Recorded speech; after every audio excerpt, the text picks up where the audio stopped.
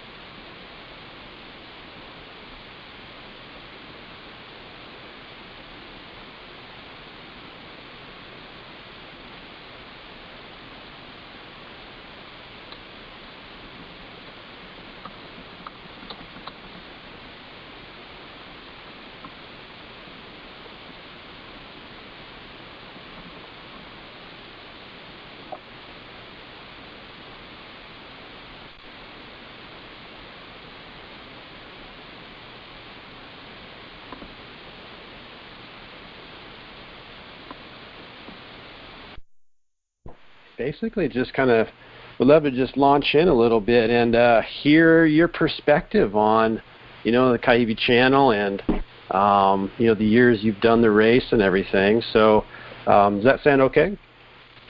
Sure. Cool. So, yeah. So let's start with this, Gerry. I mean, what was the first year, or when was the first year that you did Molokai to Oahu, the event? It seems like a long time ago now.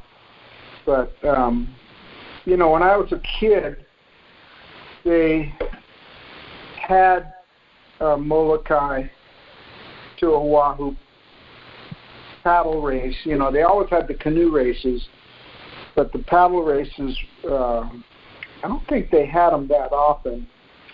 And, in fact, I don't think they were...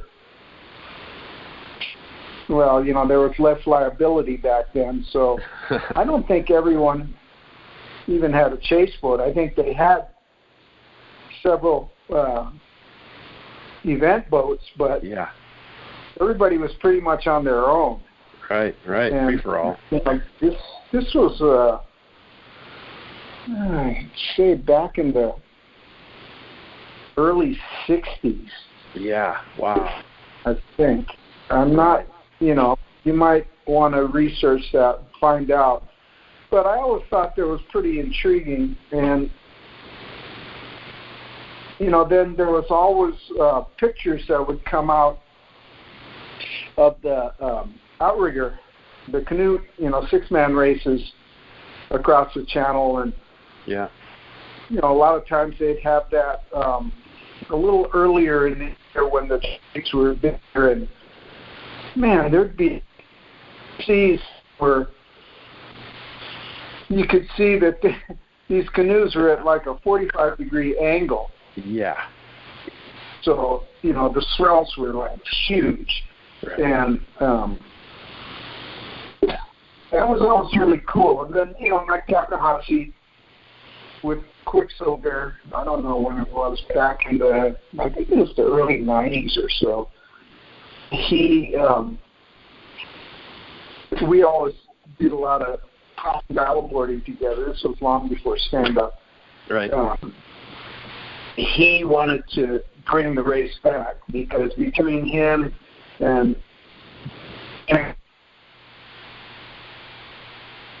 all the events, that would happen in Hawaii. And Dennis Pang and I kind of, in a way, helped to, with a few other guys, revive the whole prone paddleboarding thing by, making new shapes. Right. And so we were all into that. And, we used to race against Mike all the time, and some good times. But then Mike, said, "Okay, we got to do the Molokai race again," and 30 miles on your belly was too much. And by then I had already moved to here to Oregon, so right. I was going, I don't want to do it. And those guys did it, and then the first year that Archie Kalepa kind of unofficially did it on a stand-up board, I was just beginning to become interested in stand-up. I had made Laird some boards, and here in Oregon, the water was really cold, and yeah, actually I became really good friends with Dave Chun at Kilo Paddles, and so initially I put him and Laird together to get paddles for paddle boards because there weren't any. Nobody was making them yet.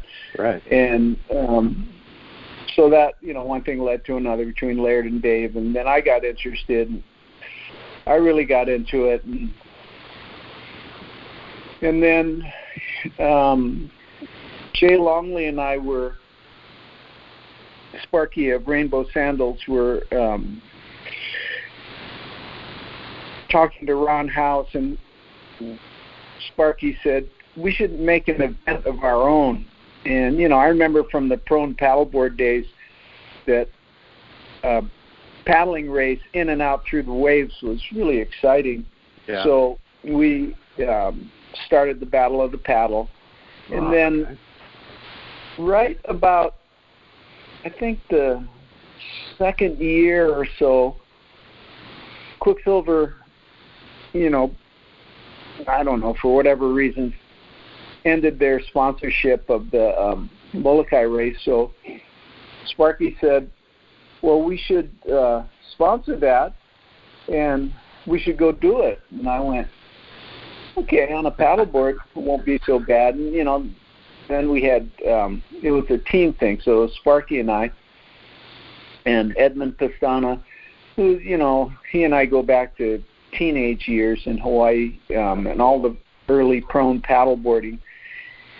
He was the one who kind of kept it alive through the 70s and 80s when, there was really low interest in it. And so he came on the boat with us just to kind of set the course and help us through the thing, because it was our first time, and he was a veteran of the channel. And right. So that was our first year, the Rainbow sponsored the event, and Sparky and I paddled as a team. And, of course, we screwed up, and right off the start, we started taking the glides and went too far south, and then, really had to fight to get back at the end there, through approaching Cocoa Head. Yeah. And finally, Sparky gave out, and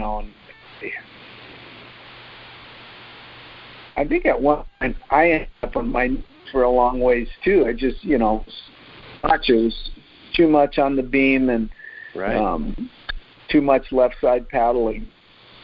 And then finally, got in range and we finished it up, and we actually paddled across the finish line together. And that was our first year. And then we came back the next year, and we did it with Edmund on he had a beautiful 17-foot Nash, that had steering, which really made it a lot better. And, we went north off to start, and so we had a much better run And then Sparky got tired, and Edmund got seasick. So oh, no. I ended up, finishing it up. And, I grew up right in that area, so the finish for me was right through an area that I was pretty intimately familiar with. I surfed Portlock Point there, China Walls, a million times. Right. And, the wind was coming out of the valley, and it was terrible. Yeah. And everybody was going in the channel. And back then, there wasn't really, you'd have to check with Shannon what year that was, but I can't remember. Early 2000s maybe. Yeah. So, but I went in right along the cliff there and caught a little wave and caught another wave at Second Point and just kind of hugged the shoreline, kind of stayed out of the wind and went in really close to Portlock Home Road there. Mm-hmm. And came in, and I could see all these guys just struggling, in the channel, in the wind, trying to go upwind. And I kind of passed a bunch of guys right there. And so I came in, and we were, I don't know, midfield or something. But, we had a good time. Yeah.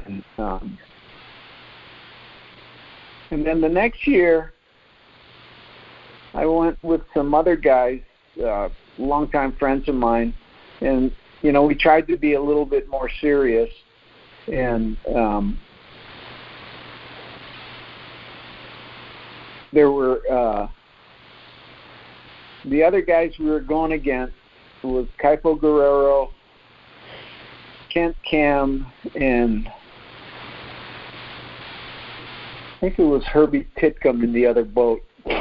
And, so we kind of battled each other the whole way across. And Kaipo's dad, Ant, is a old-time beach boy, long time, many times, channel crossing veteran. And so it was a pretty close race, but somehow we got ahead.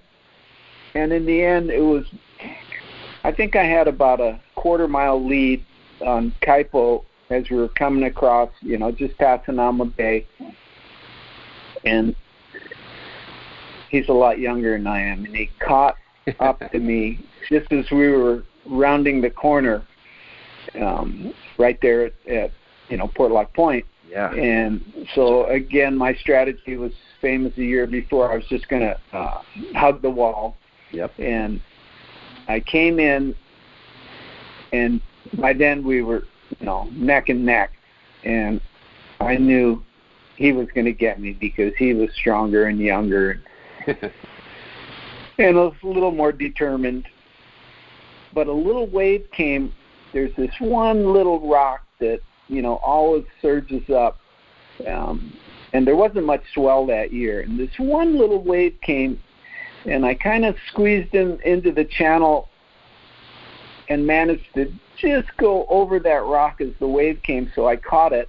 And, it didn't take me that far, but it got me pretty far ahead of him, and I was like, I don't know, maybe 100 feet ahead of him. And I figured, this ain't much, but you'll take it. Doing that kind of broke him. And all of a sudden I saw him veer off to the left, to go back to the boat, Saint Paddler. And I went, wow, I got him. And later, when we got to shore, Herbie, who was, he used to be my manager, laughing, he goes, we're in the boat, and Ants was going, okay, the kid got him. You're going to get the old man. And, he all of a sudden they saw me catch that little tiny wave and just kind of get out ahead, and then, they saw Kaipo kind of give up there. Shoulder slumped. And Ants, Herbie told me, Ants went, the old man got him. Oh, they probably gave a bunch of grief for that when he got in. I mean, every time I see Kaipo, and I just saw him, just a couple of weeks ago in Bali, we were both there. He was there he does a really fine job of announcing now for the WSL. Yeah. So he was there for the event there at Karamas, and I was there doing a yoga retreat, and we laughed about that. I go, I can't believe I got you on that. He goes, I can't believe it either. You broke my spirit. That's, you didn't beat me, but you broke my spirit. And I went, you would have got me in the end if you just hung in there. And he goes, yeah, but at the time I never knew that. So that was kind of my most fun story of Molokai. I think we did it the next year as well, but that year was really the best, I thought. Yeah, that's so much fun. No, so Gerry, I mean, you're kind of touching on the community aspect of the event, which is so neat because a lot of times you have people from around the world who don't really see each other too often until the event comes, right? And everybody goes through the same challenges. There's physical challenges, mental challenges, and what it does, my observation, it kind of brings this community, kind of global community of paddlers together, So kind of what's your perspective on the community aspect, that the event kind of, brings? Well, that's always been the, overriding part of all these paddling events, whether they're the canoes, the one-mans, the 6-men, the early prone guys. Yeah. Everybody looked out for each other. Everybody was in it together, and nobody was going to let somebody else, get in danger or be in peril or anything like that for the race. They would immediately, stop and go and help if that happened.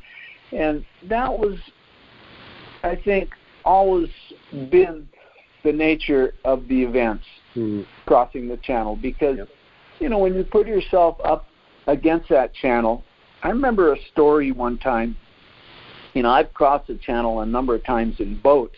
Yeah. And I remember a story that a couple wrote about,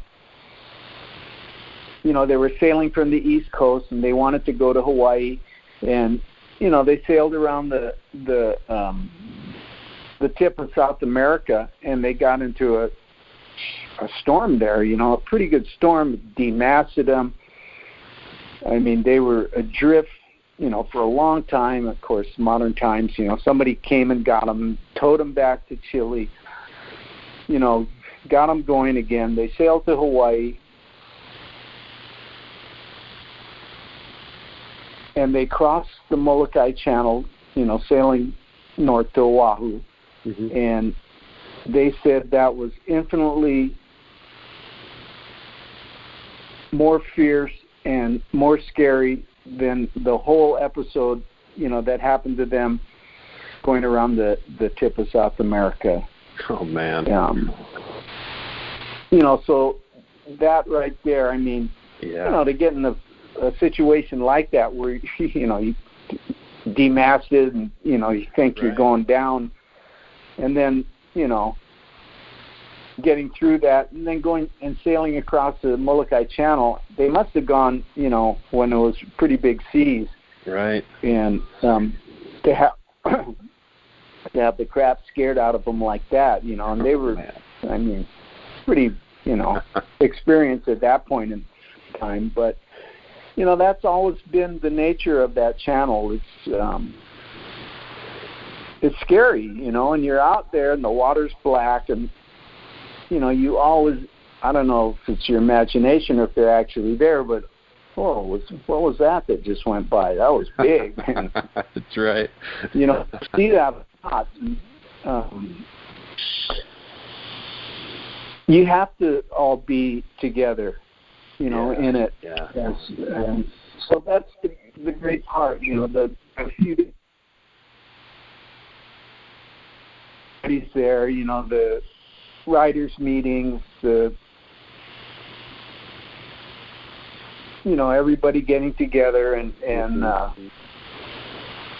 holding hands before the start, and then getting out there, and then, I mean, everybody's like, rail to rail to begin with, and inside of 10 or 15 minutes, the field is spread out, and within half an hour, you can barely see the guy closest to you. That's right. And, in an hour, I mean, you need binoculars to see anyone. It just spreads out. It's a huge channel. Yeah. And, a lot of people have no idea what that's like. And it's pretty frightening, I mean, of course, now it's safe. Each guy's got a chase boat. But, your boat could crap out. They do every once in a while. Equipment breakdowns. I mean, anything can happen out there. Yeah. So it's quite an event. Now that it's become so much more popular, too, that, people come from all around the world just to be able, to say, yeah, I did that event. And it was as heavy as I heard it was, and I know the last couple of years they've had a really good course. The wind's been good, there's been swell, and the times they've set some record times, and that's always great, But I remember the first time when we did it, afterwards, talking to Dave Kalama, who, I've known since he first came back to Maui in the back in the 70s or the early 80s. And, he's been across that channel so many times. Oh, yeah. And I asked him, is it ever any good? And he said, no. You're always fudging to the right, trying to stay north. You want to go left because that's the way the swell takes you. And it's just, it's a struggle the whole way. There's nothing ever easy about it. You get some glides, but they're not the greatest. Yep. And it's a battle. You have to fight your way across that channel. And I always thought that the way the canoes go, if you ended up in Waikiki, and you could let it go more downwind, that would be a much better crossing. Yep. And the only trouble with that was it added, almost another 8 or 10 miles on the course. And, everybody went, I don't know if we can, 33 miles is enough. Yeah. So, and then negotiating the surf in Waikiki after paddling for, 36, 38 miles could be tough too. Well, I mean, that would be great, to ride a wave to the beach. Yeah. Because they always would finish right there, where it was easy to come straight in somewhere, Old Man's or, someplace like that. That would have been the gravy. Right. To be able to surf to the finish. But, So what do you think, Gerry, about event.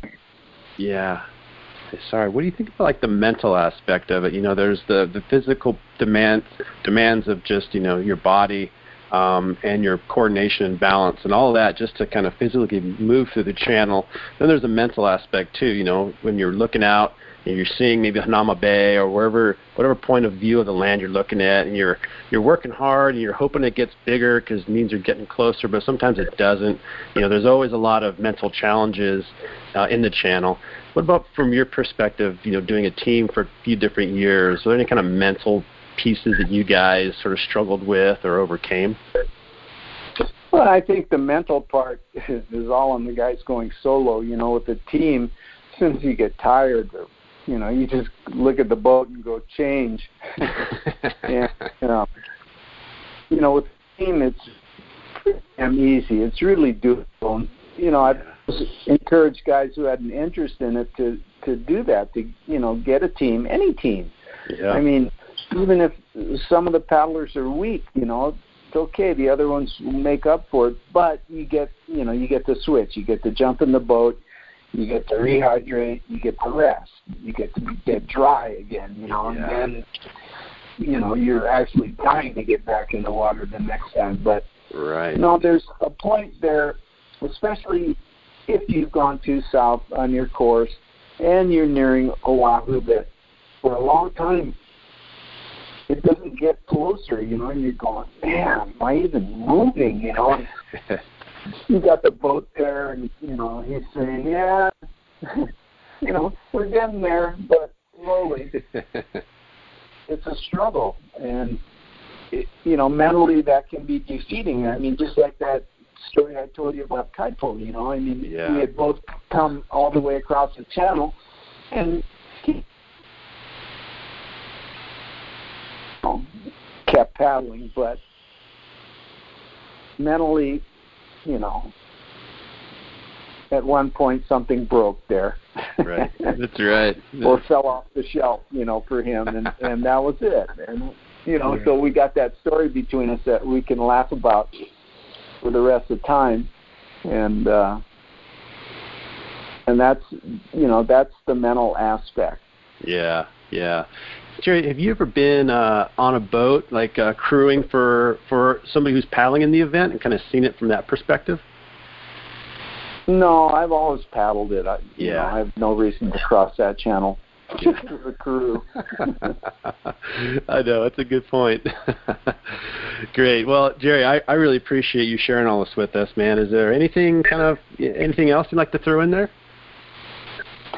No, it's a great race, and for anyone who hasn't done it, it's really an experience of a lifetime. And you'll get out there and you'll feel the strength of that channel. What the Hawaiians call the mana, and it's something that's larger than life. And I don't think anyone is immune to feeling that. In the middle of that channel, whether they're on the board or in the boat, you're going to feel it. It's a big channel, and it's a deep channel. Yeah. Apparently, at the deepest point, it's 600 fathoms. So it's there's a lot of ocean underneath you, as well as all around you. Even though it's only land to land from Molokai to Oahu. There's a lot of water out there, and all of it's moving. Yeah, indeed. It's a special place. Well, Gerry, thank you so much. I really appreciate you sharing with us, and it's awesome perspective, man. Thank you again. Very well, Josh. Any more, you got my number. Great. Thank you so much, Gerry. I really appreciate it, and it was really nice meeting you and having a chat. Thanks, man. Okay, have a great day. You too. Bye-bye. Okay, bye-bye.